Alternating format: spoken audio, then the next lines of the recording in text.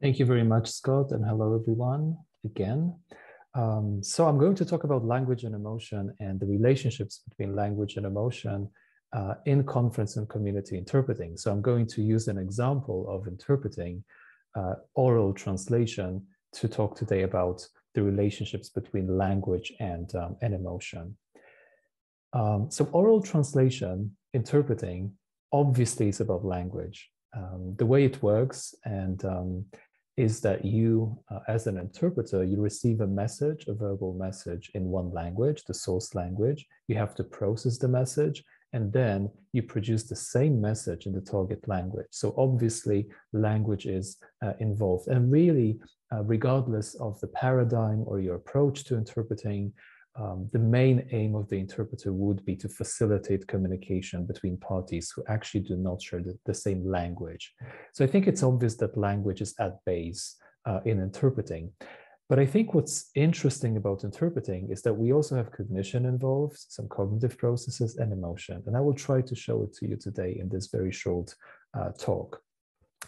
In terms of cognition and some cognitive processes that are involved, let's take an example of simultaneous booth interpreting. So you as the interpreter, you listen to the original, you use a headset, and almost simultaneously processing the message, you formulate to produce the message in the target language. So obviously cognition is also involved. And that's why interpreting is not only interesting for linguists, but also cognitive scientists who take a look at interpreting as in a way an extreme language use and a cognitive process as well.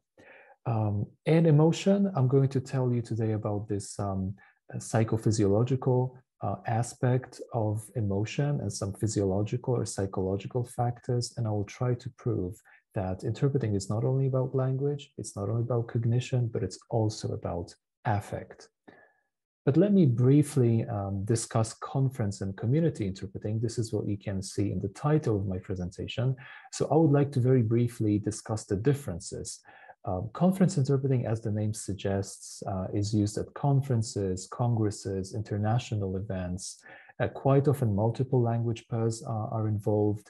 And there are two main interpreting modes. I actually already discussed briefly simultaneous or booth interpreting, but also consecutive can be used. And consecutive means that you as the interpreter, you listen to the original, you take notes, because it can be up to, let's say, a few minutes, and then you produce the same message in the target language after the speaker has finished. So that will be consecutive.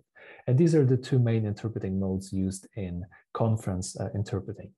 There are a few language-related, situational, and psychological challenges related to interpreting, conference interpreting, and today I will focus on these psychological challenges. But just to give you an example of a language-related challenge, imagine that those of you who speak German, imagine that you interpret simultaneously from German, and I think as far as I remember, German syntax, in some complex sentences, you would put the main verb at the very end of the complex sentence. So imagine what happens in interpreting, where you have to interpret from German onto another language that does not use the syntax.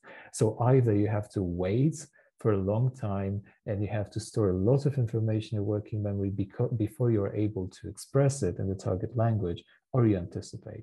So that's an example of a language-related challenge. Situational can be related to working conditions. But as I said, I'm going to focus on psychological challenges today. Community is very much different. I mean, community interpreting and some community interpreting settings are medical, educational, quote interpreting. And here it's often said that the interpreter is an active part of a communicative act. And I'm not trying to say that this is not the case in conference interpreting, but it's very much different. And just to give you an example of medical interpreting, you can be, as an interpreter, you can liaise between the doctor and a patient. So quite often you work with individuals, and it's not really the case often in conference interpreting, where you work, in a big room doing simultaneous. That's a generalization, but I would say that in community interpreting, you are, a more active part, usually in a communicative act. Previous research shows that community interpreters can experience secondary traumatic stress, can be emotionally affected by the work. And this is where affect or emotion comes into play, and can experience exhaustion. And just to give you an example again from medical interpreting, imagine that you work for a patient and there's a doctor as well. I mean, you don't really work for one of the parties, you simply liaise between the doctor and the patient, and you have to communicate bad news. I mean, in fact, the doctor does it, but you are there, okay? And you use your voice and to communicate that. You facilitate communication between the doctor and the patient. And one of like these big questions in this research that I'm going to report on today is, how does it work? And how can it impact you as an interpreter? All these, potentially emotionally charged situations that you are in as someone who helps with communication, but you are there. Okay, so you're exposed to all this potentially traumatizing content. So very briefly, two projects. This one published a few years ago. This is how we started, actually. We looked at emotional responses in simultaneous interpreting, and we looked at emotional contagion. And you can see the definition of emotional contagion here in the slide. That's actually the tendency to automatically mimic and synchronize facial expressions, vocalizations, postures, and movements with those of another person's, and consequently to converge emotionally. So to cut a long story short, our aim was to test if emotional contagion can be visible in conference interpreting. So it basically means that we wanted to test that whether you as an interpreter tend to converge emotionally. So when the speaker is sad or says something which is emotionally charged, whether you would experience these emotions when interpreting, so you as an interpreter. Empathy is a bit different. It's very similar to emotional contagion, but it also involves some cognitive processes. So you sympathize with a person. You try to imagine what would happen if you were in somebody else's shoes. So very briefly, the main results. We actually showed that interpreters tend to converge emotionally with the speaker, and that was observed in simultaneous interpreting, and that was reflected both in physiological arousal. To this end, we were using skin conductance as a physiological measure of emotion, which is quite often used in affective science, in emotion research. And then we used a self-report measure, SUPIN, which is a Polish adaptation of a positive and negative affect schedule. And SUPIN is by Brzozowski 2010. So again, we realized that this might actually happen, and interpreters tend to converge emotionally with the speaker. And I remember that when we were thinking of our results, we were thinking of implications, because one might say it's actually good, because if you as the interpreter, you converge emotionally, maybe that means that you can provide a better interpretation because you process the meaning at a deeper level. You also take into account emotion and affect. But some other people might say that it's not that good if it happens to you on a daily basis. And if you are exposed to emotionally charged content and then you converge emotionally on a daily basis as the interpreter. So we conducted some other research about stress experienced by sworn translators and interpreters in Poland. And I need to explain that in Poland, you have sworn or certified, if you like, translators and interpreters, and we do not really have a division into translators and interpreters. So, I mean, sworn. So if you pass a state examination for a sworn translator and interpreter, you're qualified to do both translation and interpreting. And just to summarize very briefly, some main stress factors that we identified in this questionnaire study with Polish sworn translators and interpreters. The main stress factors were the following: the speaker's delivery rate, translation and interpreting rates, non-cooperative translators and interpreters, sense of responsibility for the job, and then poor organization of work. And I kind of like this. I mean, I don't like stress and I don't like stress factors, but I do like this list because it shows how varied these stress factors can be. The first one is very much speaker oriented. So that's about speaker characteristics. But as you can see, quite a lot of them are related to working conditions. And I think it's quite telling. And I think that it's quite important also for the practice of doing translation and interpreting. And then task-oriented coping as opposed to emotion-oriented coping or avoidance-oriented coping was a predominant coping style, at least based on the results of this survey research.